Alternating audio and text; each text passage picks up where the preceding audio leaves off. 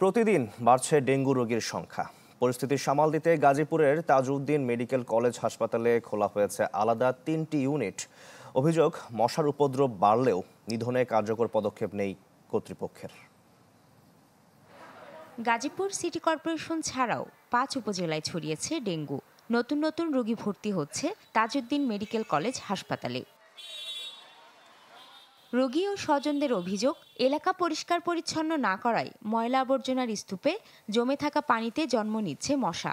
এতে অন্যান্য রোগের পাশাপাশি বাড়ছে ডেঙ্গু আক্রান্তের হার। দুনিয়ার মশা ঠেলা বয়ে থাকা যায় না, হাঞ্জা হইলে হেই মশা।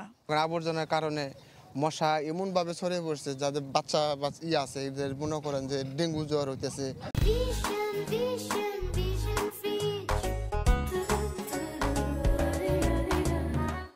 এখানে বর্তমানে কোনো ধরনের ওষুধ, কোনো ধরনের কিছু আমাদের এলাকায় দিচ্ছে না। শরীর অস্থির অস্থির করে কাঁপে জ্বর আসে।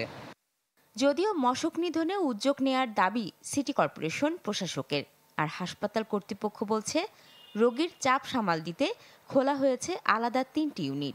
মেল, ফিমেল এবং পেডিয়াট্রিক্স শিশু 3 জায়গাতেই ডেঙ্গু রোগীর জন্য সংরক্ষিত আসন আছে, বিছনাগুলো আছে এবং প্রয়োজনে আমরা রোগীর চাপের অনুপাতে বাড়াচ্ছি আর কি।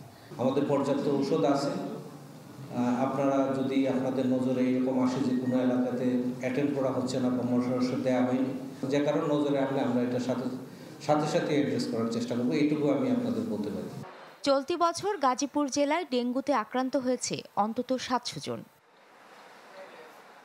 Desk report, channel 24।